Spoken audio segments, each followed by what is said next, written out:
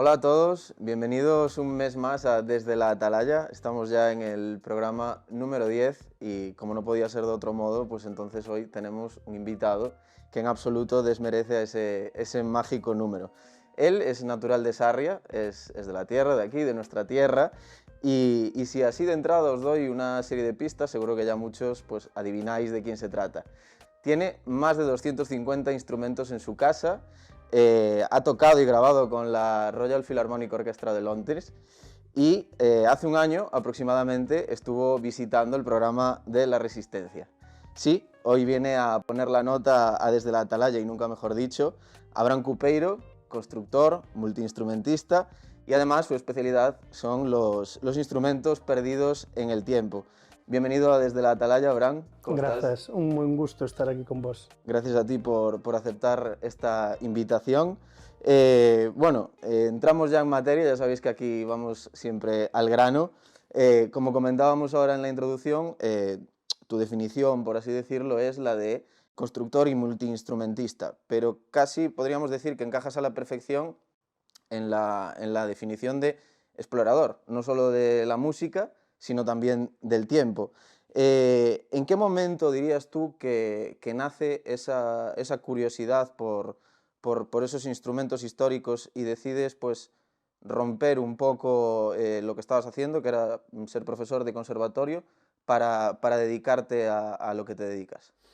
Bueno, digamos que o que me está pasando nos últimos anos ven porque houve un caldo de cultivo cando era pequeno, ao nacer en Galicia, pois temos tanto a cultura, a música, digamos, académica como a música popular, van da man. Eu empecé nunha banda de música, nun grupo de tradición de gaitas. Despois, cando o último ano estaba a rematar a miña carreira, construí unha trompeta barroca coas miñas mans, porque non tiña cartos, e serviume, digamos, como de traballo final de carreira.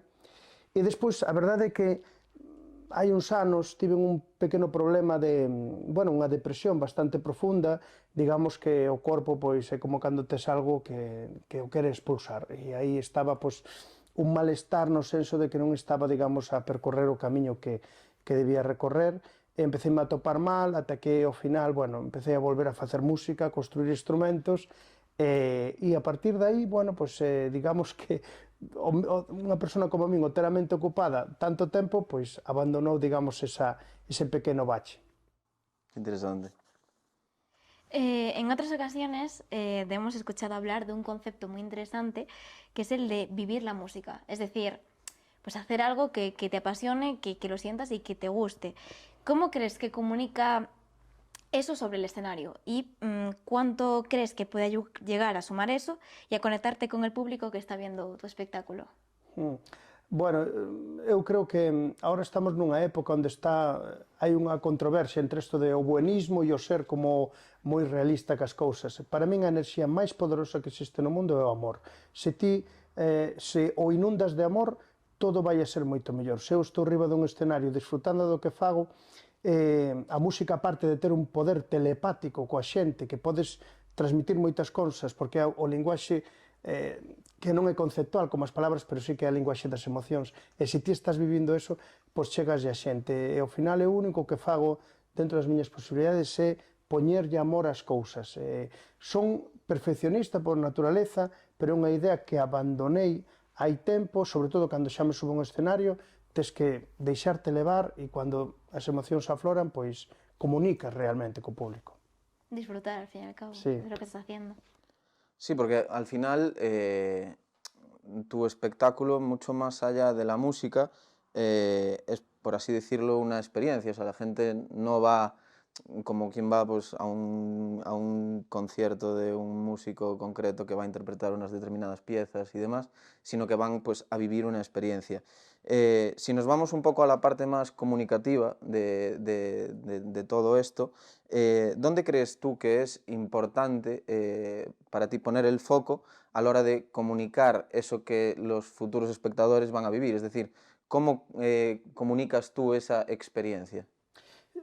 Eu teño diferentes espectáculos. Agora estou facendo, digamos, un monólogo que mestura comedia con con dramaturgia, por así decirlo. O último espectáculo son historias que conto como ao redor dun lume, algo que se perdeu antes. Ao redor dos lumes xuntábase xente maior, xente moito máis nova, e todos pois, estábamos nese ambiente que te hipnotizaba, non? Eu creo que ao final, dependendo do que digas, tens que ser moi conciso, saber empezar, desenvolvelo e despois saber pechalo ben, non? Eu coido que nós mesmos, na nosa linguaxe, todas as frases rematan, non escoitarás ninguén que fala así, de repente, como, xa perdiches a... E moitas veces o tono de voz, cando estás falando pois, máis alto, máis baixo, atrapas o ouvinte, non? Todo isto tamén ven da música, eu coido que é moi importante dar unha información, digamos, de características, por exemplo, dun instrumento, pero telo que envolver tamén con algo máis poético, porque ao final poesía e música para os gregos de feito eran o mesmo, entón coido que tampouco estou facendo algo moi original, pero que sigue embaucando ao público que está somente mirando pantalliñas no século XXI, que consigue embaucar esta forma de contar as historias, pois nos días que vivimos, unha maneira de contar que era pois moi antiga. Sí, yo creo que es importante pararnos en eso que comentabas ahora, que es ese contar historias, mucho más allá de eso, de lo que comentábamos antes, de interpretar pues, una canción o algo, todo ese halo que envuelve al término contar una historia, que es como algo que, pues, que tiene su bagaje detrás, su calidez, su tono, su tempo, etcétera, etcétera. Creo que es importante. E tamén o verbo compartir, porque Beethoven, hoxe na música clásica vemos que hai cunha liturgia aí que non podes falar, todo en silencio. Beethoven cando compoñía, de feito na súa época non era coñecido por ser un gran compositor, senón era un gran improvisador, que se lle mete moita esta característica ao jazz, pero Beethoven falaba ca xente, ao mellor tocaba unha sinfonía nova que acababa de compoñer e preguntaba a xente, parece vos ben este tempo, como vedes? Ao final, eu, por exemplo, teño información que non ten o público só escoita música e os instrumentos, pero teño información de como os construín, como aprendín a tocalos, as historias que están ligadas a ese instrumento, e coido que tamén esa información fai que os oídos da xente se abran moito máis. Eso, es innegable que el mundo ha cambiado mucho en los últimos años. Inevitablemente la forma de vender o de hacer llegar tu producto al público para que lo conozcan y para que finalmente terminen comprándolo, ha dado un giro de 180 grados.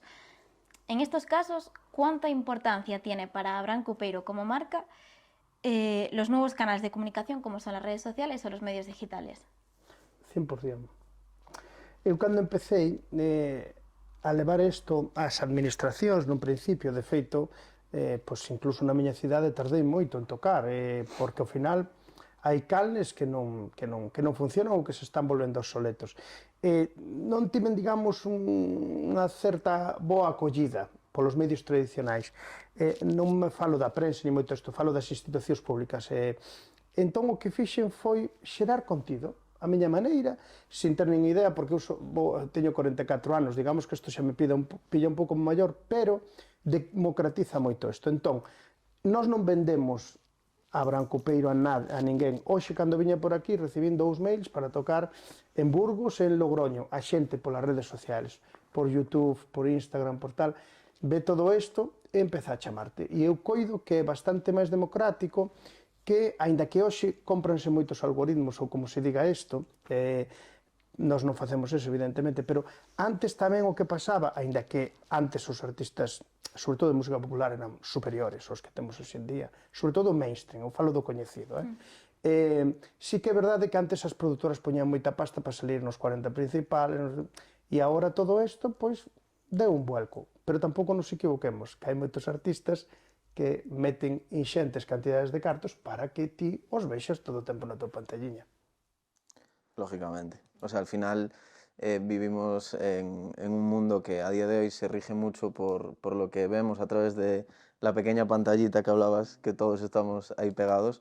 Entonces al final pues también resulta inevitable que haya un negocio detrás de todo eso, en el cual pues se nutran no solo los artistas con la repercusión de sus campañas, sino también las propias redes sociales con la inversión que estos artistas realizan. Sí, dende logo, pero eu daría está claro, pero daríalle un enfoque positivo no meu caso, quero dicir, é un pequeno matiz que fago, pero a verdade é que a min axudoume totalmente, e sobre todo a canle de YouTube, a miña canle de YouTube, non é super mega visitada, pero mellor ten como 20.000 visitas ao día, e nas estadísticas podes ver a xente, a idade que teñen, e a maioría da xente que me sigue é xente super nova. Iso para min, se hai algo de vanidade en min, que evidentemente hai porque son un ser humano imperfecto, pero aí sí que me sinto totalmente orgulloso de conectar coa xente nova, porque ao final, tú se queres aprender, tes que mirar cara adiante e cara atrás. Ahora que comentas lo de los perfiles de edad de YouTube, sí que es cierto que estos días trasteando un poco por tu canal de YouTube y por tus redes sociales y demás, me sorprendió bastante porque en los comentarios y demás, que tenías muchos comentarios de gente de Latinoamérica. No sé si alguna vez chequeaste la procedencia de los... Sí, a veces, eu non miro moito eso, pero a veces o mellor teño destos vuelos interminables que teño, vou mirando, bueno, cando estás no aeroporto aí mirando, digo, ostras, pois mira, México sígueme moito, ou cando faz un directo ves que hai moita xente de Brasil, que te sigue tamén, non? E de, bueno, Estados Unidos creo que é o país que máis me sigue, pero a verdade é que é un luxo, pois, porque eu ca xente de Latinoamérica, a verdade é que teño unha conexión moi grande, de feito a veces co tema de idioma, non? Que nós somos así como moi, ostras, que non vamos a utilizar como a lingua a veces da nosa orixe, e eu cando fun tocar a Latinoamérica pídenme que lles falen galego, e a veces pregúntolles, pero vos entendedes cando vos falo? E dicen, perfectamente. Entón, é xente que digamos que ten unha ilusión e unha enerxía polas cousas que para min é algo increíble. Esto se entrelaza además también muy bien con lo que comentabas antes de la democracia que suponen las redes y los canales actuales, porque al final, hace 30 años, probablemente un músico de aquí, de Galicia, para llegar hasta Brasil o para llegar hasta Argentina sin moverse de su casa, pues lo tuviese bastante más complicado. Si nos vamos un poco a la parte más creativa, por así decirlo, en una agencia como es Atalaya, pues estamos acostumbrados a trabajar con procesos creativos para pues buscar diferentes soluciones innovadoras, pero quizá en el mundo de los músicos profesionales, en determinados sectores de la música, quizá esa creatividad quede un poco más relegada. Ese no es tu caso, tú has decidido romper con todo eso, experimentar, explorar, etcétera, etcétera. ¿Dónde dirías que encuentras tú esa inspiración para plantear conceptos de actuación o de espectáculos tan innovadores como puede ser Pangea? Realmente as redes sociais a min axudaronme moito tamén, porque podo comunicarme con xente que está en Siberia, por poñer un exemplo de o mellor un tipo que me estaba dando unha clase e dixeme, mira, fora hai 40 baixo cero tal, e dame unha clase dun instrumento que se chama kurai, que ata eu fai un ano e medio non sabía nin que existía. E pois eso abreche moitas vías, pero tamén veño dun mundo moi analóxico, onde digamos que nos impregnábamos moito de cultura humanística cando eu era cativo. Eso non quere decir que vaya por diante que para min a xuventude que hai agora é moi superior no senso de ser máis respetuosa que as da miña idade, polo menos, non?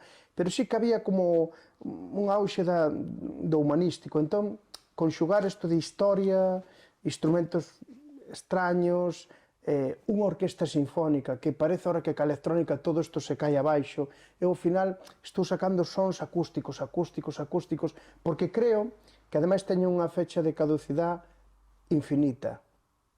E a música electrónica de hai 40 anos xa é naif, xa envellece mal. Entón, ao final, eu vou recollendo cousas que creo que nunca pasarán de moda porque creo que son atemporais. Pois sí.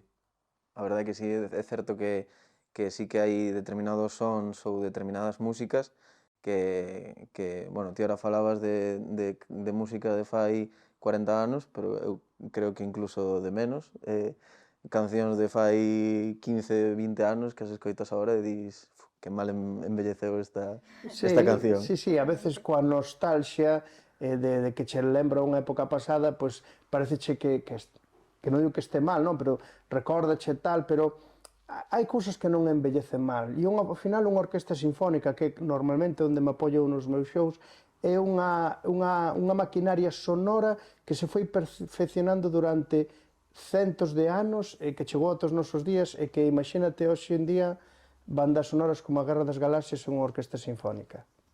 É un último poder que fai que esas naves poidan voar ainda máis longe. Sí. Y volviendo un poco a lo que comentabas anteriormente, que una de las cosas de las que te sientes más orgulloso es que al final la gente que te sigue es gente joven. Has participado en la Resistencia y en programas así pues enfocados a públicos más jóvenes. ¿Crees que eso ha supuesto una mayor repercusión o seguimiento de tus trabajos? Totalmente, totalmente. Xa non somente o tema da Resistencia, que sí, que foi moi sonado, e ao final saliu unha cousa moi interesante nese programa, que eu sen darme conta, porque non o tiña así planificado, de feito, o día anterior estaba tocando moi lonxe dali e dixéronme que había que facer un agasallo ao presentador que eu non sabía. Pero nese broma das palliñas faise eco do segundo cerebro do ser humano, que son as mans. E hoxe non utilizamos as mans, e nós temos o cerebro tan desenvolvido polas nosas mans, o poder poñernos de pé fixo que houbera moitas máis conexións, o noso cerebro medrara, e despois, creo que a xente nova, eu que traballo moito en talleres con eles, cando lles ensiñas a facer algo cunha simple navalla, unha palliña, o que sea, viven algo que casi é como que non existe no seu mundo, non? E coido que é importantísimo. A semana que ven estou en Oviedo facendo uns didácticos.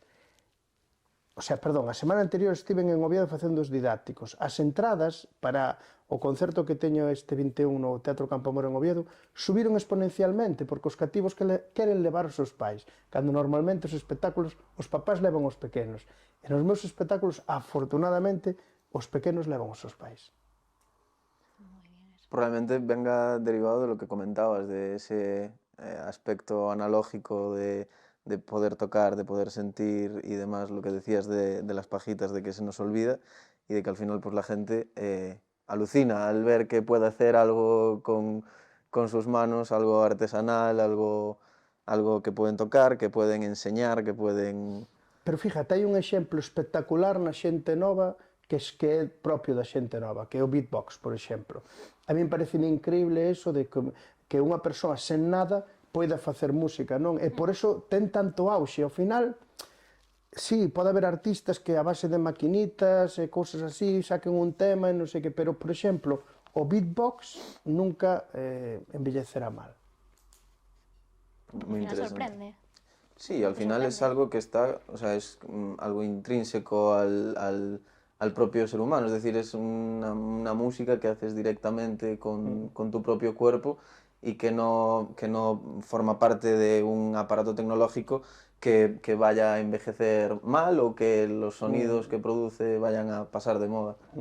E eu que estou totalmente a favor da tecnoloxía na música, eso non quere decir, pero creo que hai que dosificar a veces as cousas, ou non, pero creo que esta forma orgánica de producir música, ti cando tocas un instrumento faz un desgaste físico brutal, e cando dirás tú, bueno, pero eso a certo punto, pois a mí non me apetece cansarme. Ti cando vas a xogar ou vas a correr ou vas na bicicleta, un partido de fútbol, que sea, cando volves e te duchas, oh, que ben me sinto. Pois cando tocas un instrumento, realmente, cando rematas un concerto, faz así e dices, wow. Estás como realmente cansado, pero fresco ao mesmo tempo. Tiene que ser una sensación... Sí, de orgullo. De orgullo de eso, de haber producido tú esa música y de haberla tocado. Hace poco también conocimos la noticia de que bueno, te había contactado el equipo de Steven Spielberg para, con tu Carnix, con esa trompeta celta, formar parte de la banda sonora del documental Life in Our Planet. ¿Qué papel dirías tú que juega la música cuando hablamos de un producto audiovisual a la hora de comunicar? Sí, cambiou moito nos últimos tempos. Collemos compositores como Ennio Morricone, John Williams e un traballo de orfebrería orquestal brutal, e hoxe en día pois, téndese máis a que a música non desplace a imaxe, non? Entón, por exemplo, nesto que me pedían, eu xa entendía un pouco por onde iba os tiros e non quería que me dixeran no, por aí non.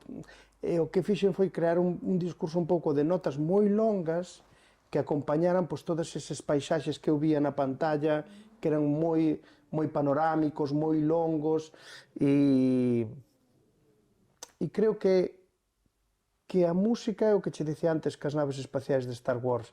Ti tes que levar a imaxe, o que non podes é baixala ou tapala. E creo que iso é algo que moitas veces, por querer facer demais, perdes. E sen ser eu unha persoa en que teño certo instinto para crear música que este asociada cas imaxes, pero non son realmente un profesional total como pode ser a xente que compón esa música.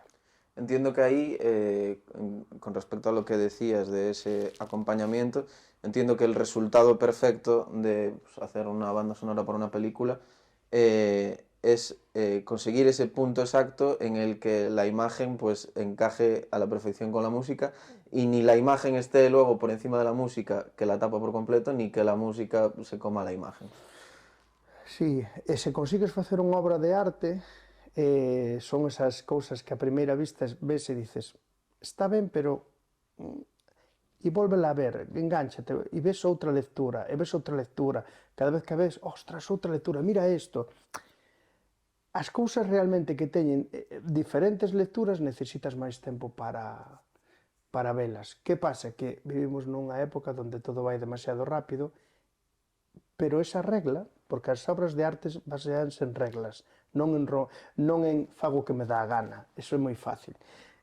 Senón que esa nova regla de tes que contar todo en pouco tempo e tes que manter o espectador aí agarrado, pode facer que tamén o teu discurso se enriquezca e non o tes que facer máis pobre, que moitas veces parece que hai que facelo como máis pobre para que deixe máis espacio, non? Pero sí, un pouco o que dices ti, pero bueno, eu tiraría como dunha manta que son diferentes hebras, ao final vou romper o micrófono e creo que iso é interesante, ver as cousas en diferentes momentos, en diferentes tempos.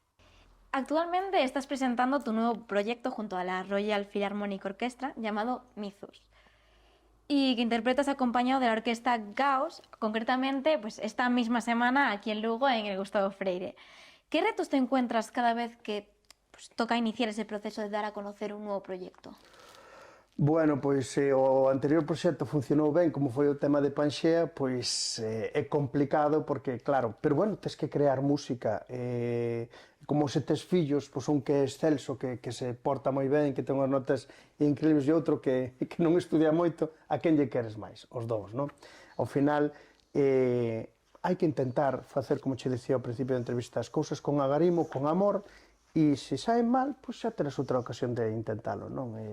E sobre todo, bueno, nós que traballamos moito con orquestas, sí que é verdade que o traballo de arranxos orquestais, as partituras, pois ten que ser algo que este moi ben, sobre todo porque os nosos discos gravámonos en 5 horas e media, máis ou menos, nun estudio. Entón, os raíles para que ese tren de alta velocidade que a Royal Philharmonic pois poida ir moi rápido, os raíles teñen que estar moi ben.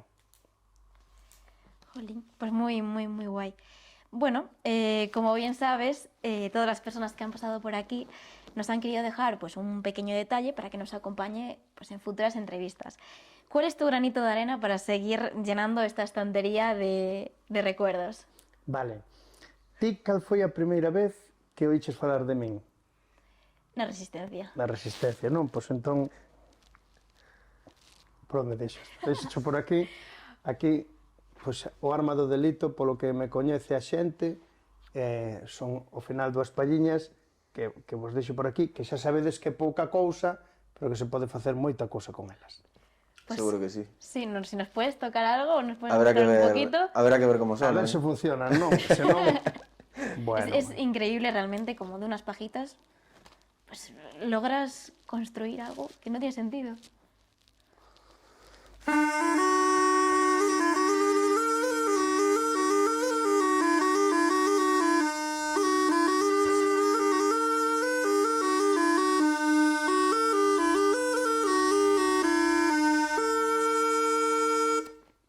que menos que Increíble. un aplauso. Sí, sí, sí, ha Y sido seguro increíble. que todo el mundo aplaudirá desde su casa, desde el Sí, coche, con una mano solo. Ti non estás aplaudindo, ainda estás, vas a ir a comprar unhas pañiñas, verdad?